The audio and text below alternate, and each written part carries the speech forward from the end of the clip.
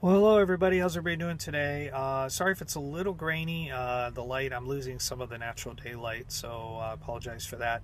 But anyway, this is the video on vehicle options. So I wanted you to know that you do have some options out there. You have basically three categories. One is cargo vans. A lot of people don't know you can just have a standard like Chevy Express style van or Ford. Ford version of that, or Chevy, or what have you. Well, Chevy is the Express, sorry, or Dodge, I should have said. So anyway, yeah, you can have a cargo van. That's one category. The other category is what I'm calling Sprinter style vans. So obviously Mercedes is the one that sort of coined that Sprinter, and so I'm just using that to reference basically vans that are similar like this from other manufacturers. And then you have your box vans, the smaller ones, 12, 14-foot vans. So, yeah. And obviously they're going to be able to hold the most freight there. So anyway, I don't know too much about cargo and the box vans because I didn't do a lot of research, because I knew right out of the gate I wanted to focus on the Sprinter vans, style vans. So I can't say too much about them, but what I will tell you is that why I brought that up is because I want you to know you can actually get a cargo van, and overall that should be a little bit more of a cost-effective way to get into doing this business. But if you're really looking at doing like I'm doing, which, and I think most of you, because you're watching Brian's channel and stuff, want to eventually get out and do this lifestyle, living on the road as a nomad and van dweller, you're probably going to want some decent amount of living space. And so the cargo van, obviously is not going to really give you that, because you have to take up to 2 skids, and that's pretty much going to take up the majority, good chunk of the van there. However, I wanted to bring it up because we do know there's a lot of people out there living on the road in their small cars, and I was in a small car for a bit. And there's people that do the tent camping where they get to where they're going and they pull out and they just make a tent for their sleeping and stuff like that. So, my point is you can get very creative. I've heard people actually build a little something up front where they can flip down or whatever, or put down a platform which allows them to sleep across that way. So again, if that's what fine for you and that's all works for you, then absolutely, it's definitely a viable option. The only thing I would say to keep in mind, and it's the other thing I want to point out between the three categories, is that you're limited in what you can take for obvious reasons, because you're the smaller the vehicle, then the less types of loads that you can take. That you can take. So just keep that in mind.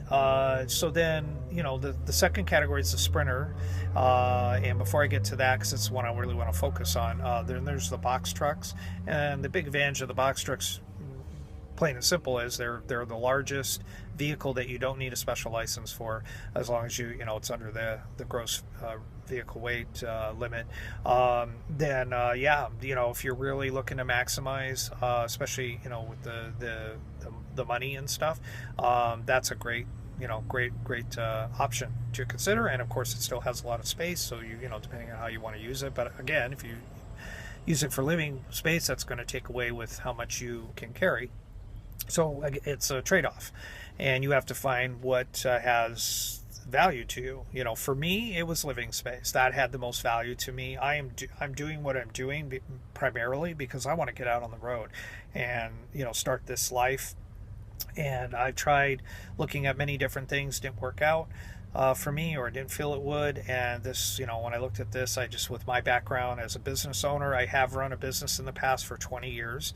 So I'm not just, you have to understand you are running a business here. So you do have to have at least some basic, good business sense. And to be honest with you, this is super easy to run, and it really just very basics. When I get to the income expenses video, I'm going to get more into that, because I think a lot of people don't realize that that's really important. You have to have at least some basic skills in that to make sure that you you know, don't get caught off guard and things like that. But in any case, yeah, so the value to me was worth it to spend the extra money and the investment in a van like this. And I like this particular one because it is in fact the biggest, longest, at least lengthwise, van on the market. So and that again was important to me. As you heard in Brian's video, I've got almost the same amount of space that he does in his van, and I still can carry the 2 skids. And that's why I put a curtain up, and eventually I'll be putting a partition wall up. It was because I wanted to have that separation. So, for that moment where I'm loading and unloading, but once that's all done, I shut the doors and I come up front here, then I feel like, okay, I'm just fan dwelling, I'm just out there living on the road, that kind of thing. So if that makes sense, I don't know, maybe it does, maybe it doesn't, but anyway, but that doesn't rule out the other Sprinter style van manufacturers like the Ford Transit and the Dodge ProMaster and even the Nissan. They have a version as well, although I see mostly the Transits and the ProMasters. ProMaster, by the way, is all I can tell you about that one is that it's front-wheel drive, and that really has a lot of appeal for a lot of people out there. And again, you're going to get, let me tell you right now, you're going to get a real split down the middle, half and half. Some people are pro this and con that, and if you get too much into it, you're just going to feel stuck. You're just never going to make the decision for yourself. And I have to stress that. Make it for yourself. What works for you. Even what I'm telling you, I'm just giving you sort of, an idea of things to consider. But I'm not telling you to do it this way or do it that way. You definitely have to make that decision for yourself. But I will tell you that the more you read into it and the more in depth you get and the more detailed you get into it, I find that there's a point where it doesn't help you. It just deters you and keeps you from doing this. And so I take that for what it's worth, but that's at least what I found. So once I really got and I filtered through a lot of it and really decide what really matters to me, and I even had some people say that were con this or con that, but I'd explain to them my situation, and they would say, well, based on what you just told me, actually I think you did make the good right decision. I wouldn't have done it, is what they say, but for when they so that's what I'm getting at. Make sure that it's something you decide, and try not to get too confused by it all, because if you do, again, you'll just be in a rut and you'll never get out there. And that's the whole point of this, is to get out there and do this. So that's what I'm going to try to avoid. So you may say, well, geez, he said he was going to get real detailed and get depth, but he really didn't. I'm doing that on purpose because I could sit here for hours and talk to you about it. So if you really want that, email me, or better yet, just get me on the phone or on Skype, and I'll chat your ear off, and you can ask questions and we can just bounce back and forth stuff, and I'm more than happy to do that. But for the video purpose, I'm just trying to keep it obviously as short as I can and straightforward, and just to kind of give you some on the surface stuff to consider. Okay, so anyway, focusing on the Sprinter, like I said, I think that's the ideal for somebody who wants to live out on the road, be a nomad van dweller, and do this type of work. So that's what I would recommend, that you at least put take a serious look at, and at least initially. So that's kind of pretty much all I really have to tell you today. Again, I'm trying to keep these videos to about 10 minutes or shorter. This might run a little longer. I did want to mention, though, I did have some questions about my van in particular. One was about how many miles per gallon, I believe is one. This one gets about, I'd say in the high teens, range. Of course, obviously it's going to depend on a lot of factors, but yeah, high teens. I've heard people getting 20, 21, but I'm sure that everything being just right. So yeah, it gets good gas mileage, I think, for especially given the size of the van. It is a diesel van.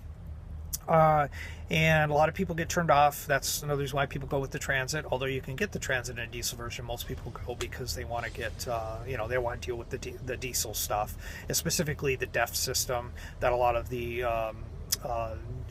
newer Mercedes Sprinters have. And that's just all part of the new, emission regulations that went into effect. I can't remember the cutoff of the year of that. That's why you hear people say get the older Sprinter. I may have said that earlier. I'm sorry, but get the older Sprinters.